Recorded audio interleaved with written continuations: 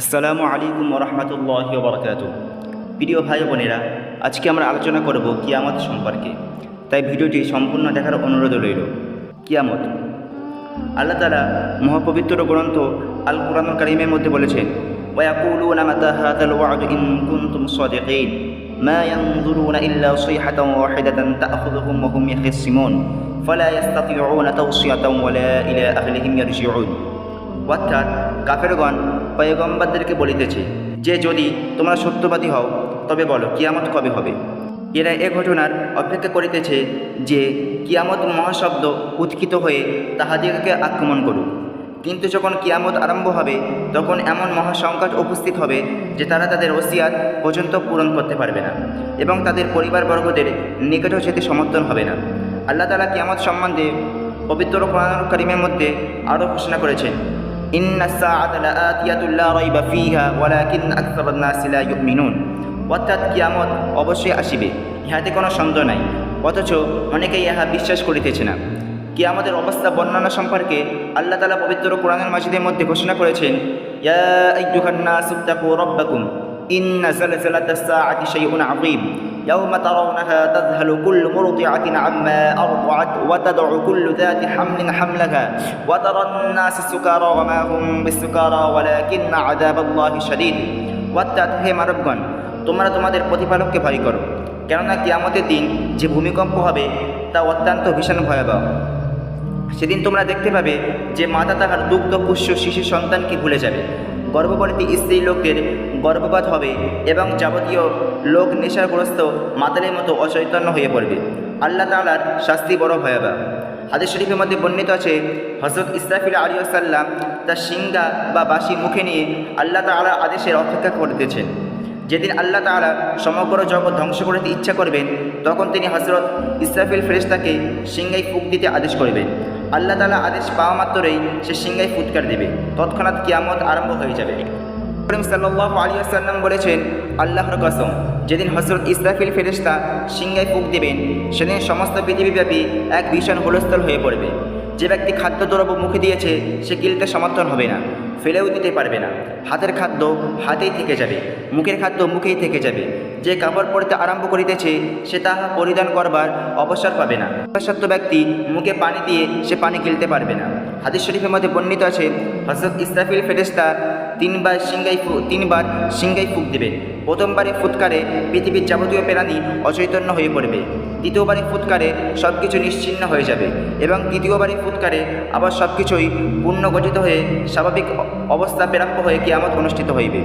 হযরত ইসরাফিল আলাইহিস সালাম প্রথমবারে সিংহায় ফুৎকার দেওয়ার সঙ্গে সঙ্গে সমগ্র পৃথিবীব্যাপী ভীষণ ভূমিকম্প আরম্ভ হবে।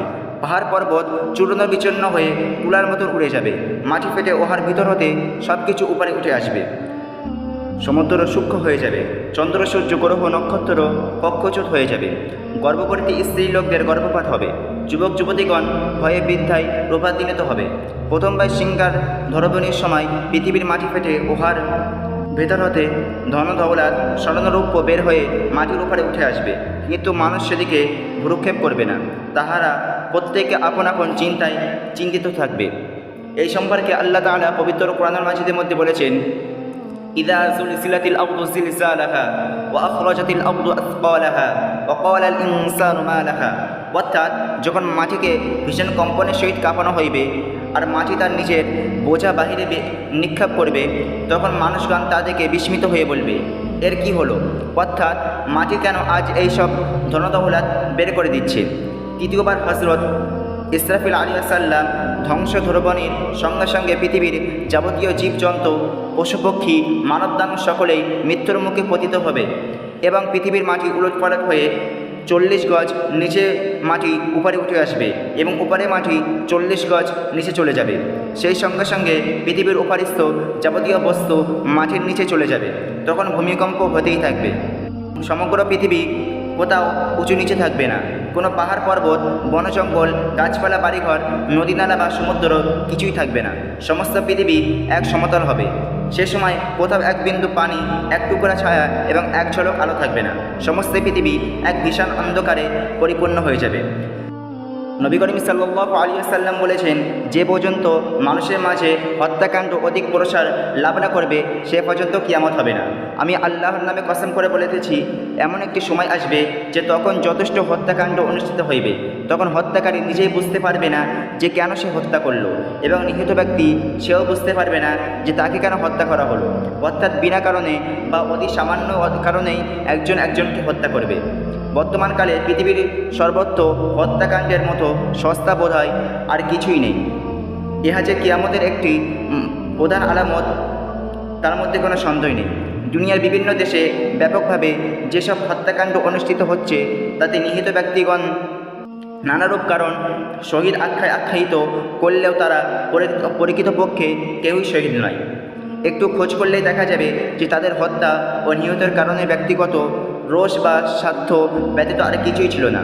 শুধু আল্লাহ রসুলের আদেশ পালন ও প্রতিষ্ঠিত করতে যারা মৃত্যুবরণ করেন তাহাদিগকে শহীদ বলা হয়।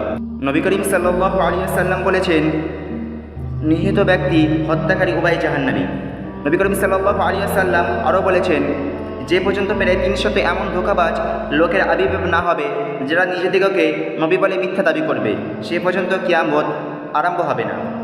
হযরত মুহাম্মদ সাল্লাল্লাহু আলাইহি ওয়াসাল্লাম সর্বশেষ নবী, তারপরে আর কোনো নবীর আবির্ভাব হবে না। অথচ হজরতের ইন্তেকাল পর হতে এ পর্যন্ত পৃথিবীর বিভিন্ন অঞ্চল হতে যুগে যুগে অনেকেই নিজেকে নবী বলে প্রচার করে মুসলমানদিগকে ধোঁকা দিতে চেষ্টার কোনো ত্রুটি করেনি। ইহাও যে কিয়ামতের আর একটি প্রকাশ্য আলামত, এ বিষয়ে কোনো সন্দেহ নেই। তো প্রিয় ভাই বোনেরা, এই ছিল আজকে আমাদের আলোচনার বিষয়বস্তু। আল্লাহ তাআলা আমাদের সকলকে শোনার থেকে ও বলার থেকে বেশি বেশি করে আমল করার তৌফিক দান করুক। আল্লাহুম্মা আমিন।